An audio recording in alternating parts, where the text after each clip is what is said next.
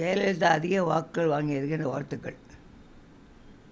அதே நேரத்தில் இந்த தேர்தல் நேர்மையாகவும் நியாயமாகவும் நடக்கலைன்றது ஏற்கனவே புகார் கொடுத்துருக்கிறதுல இந்த தேர்தல் மறுதேர்தலுக்கு நான் ஏற்பாடு பண்ண போகிறேன். இன்றைக்கி காலை 8 மணி அளவில் நான் வாக்கு எண்ணிக்கை இடத்துல சென்ற பொழுது அங்கு அதிகமாக அதிமுக ஆட்கள் உட்கார்ந்திருந்தார்கள்.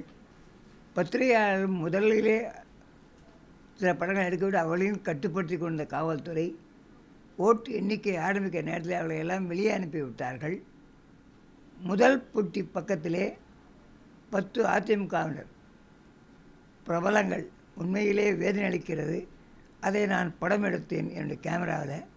இந்த படத்தை எடுத்து பார்த்த உடனே ஆர்வம் வந்து சீக்ரெட் பண்ணி எப்படி போடணும்னு கேட்குற போது சீக்ரெட்னு எப்படி உங்களை அலோவ் பண்ணி அதிமுகலாம் உள்ளுக்குள்ளே வெளியே இருக்கணும் அங்கே பொட்டிக்கிட்டு இருக்க அலோவ் பண்ணி கேட்குறதுக்கு அவர் பதில் சொல்ல முடியல. நான் வெளியில் பண்ண வந்துட்டேன். அவங்க போலீஸ் கூட கத்திருந்தாங்க. அந்த சோம்பேறிகள்லாம் கத்திக்கிட்டு இருந்தாங்க. நான் வெளியே வந்துட்டேன். என்னை யாரும் வெளியே அனுப்பலை. இதுதான் நடந்ததுங்க. உண்மையிலேயே இது வாக்கு எண்ணிக்கும் போதும் இந்த அராஜகம் தொடர்ந்தது. நிச்சயமாக 2 நாட்களில் ஒரு வழக்கு தொடர்பு நோட்டீஸ் அனுப்புகிறோம். எலெக்ஷன் கமிஷன் இந்த ஃபோட்டோலாம் வச்சு இந்த தேர்தல் செல்லாது அறிவிக்க வேண்டும் என்று வழக்கு தொடரப்போகிறேன் நாளை மறுநாள். சார், நீங்கள் சொல்லியிருந்தீங்க நீதிமன்றம் மேலே எனக்கு நம்பிக்கை இருக்குது, நீதி நிச்சயமாக வெல்லும் அப்படின்னு சொல்லியிருந்தீங்க. கேம்பெயின் பண்ணும் போதும் சரி, பேட்டிகளில் சொல்லியிருந்தீங்க. ஆனால் இப்போது நீங்கள் சொன்னதை விட வந்து அதிமுக பொதுச் செயலாளர் தான் முன்னிலையில் இருக்காங்க. ஸோ அதை எப்படி பார்க்குறீங்க நீங்கள்? இது வந்து எல்லோருக்கும் தெரிஞ்ச விஷயம். இது ஒன்றும் பெரிய சரித்திரம் இல்லை. ஆனாலும் இன்றைக்கும் சொல்கிறேன், நீதிமன்றம் நேற்று கூட வழக்கில் என்னை கல்லால் அடித்த மேட்டரில் தேர்தல் ஆணையத்துக்கு உத்தரவு போட்டிருக்காங்க. அதாவது தீவிர விசாரணை செய்து எலெக்ஷன் கமிஷன் எனக்கு பதில் கொடுக்கணும்னு. உண்மையிலே இதெல்லாம் பாராட்டக்கூடிய நீதிமன்றம் ஓரளவுக்கு பயமாக இருந்தாலும் நேற்று தினம் அந்த தீர்ப்பை சொல்லியிருப்பது நீதிமன்றத்தின் மீது நம்பிக்கை எனக்கு இன்னும் இருக்கிறது. இந்த தேர்தல் செல்லாது என்று அறிவிக்கக்கூடிய அதே நீதிபதி அதை அறிவிப்பார் என்று நான் நம்புகிறேன். இன்றைக்கும் இப்போ நீங்கள் எலெக்ஷனில் நின்ன நோக்கமே வந்து சரியாக அதாவது நிறைவேறலை அப்படின்ற மாதிரி ஆயிடுச்சு இல்லையா? இப்போ நீங்கள் வந்து நான் தேர்தல் இருந்தது நிச்சயமாக மக்கள் மத்தியில் நன்றாக சென்றடைந்து விட்டது. இது வருகின்ற 2016 தேர்தலுக்கு அறிகுறி.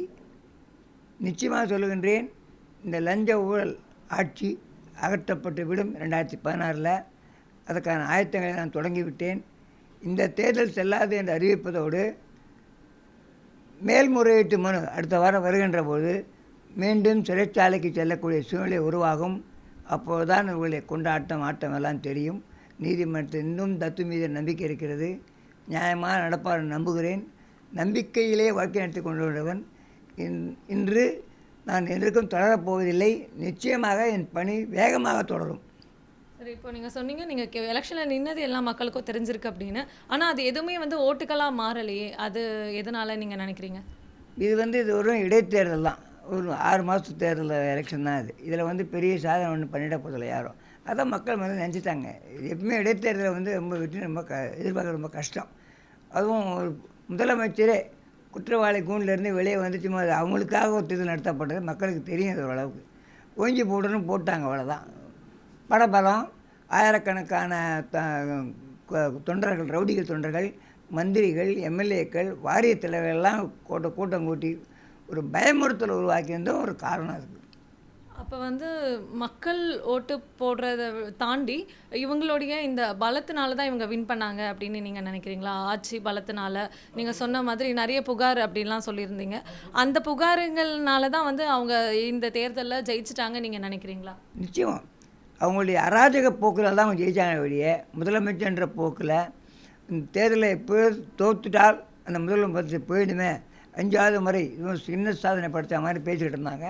அதுக்கெல்லாம் ஒரு இதுதான் இதை வழியே அராஜகத்தில் ஜெயிதான் தேர்தல். இது உண்மையிலே இது நேர்மையான தேர்தல் அல்ல. இது நிரூபிக்கப்படக்கூடிய நாள் வெகு விரைவில் இல்லை. 2016 லோக்சபா எலெக்ஷன், சட்டசபை எலெக்ஷனில் தெரியும் வரும் அப்படின்னு சொன்னீங்க. அதுக்கு நீங்கள் என்ன முயற்சிகள் எடுத்துக்கிட்டு இருக்கீங்க? நீங்கள் அதுலேயும் வந்து நிற்க போகிறீங்களா எப்படி?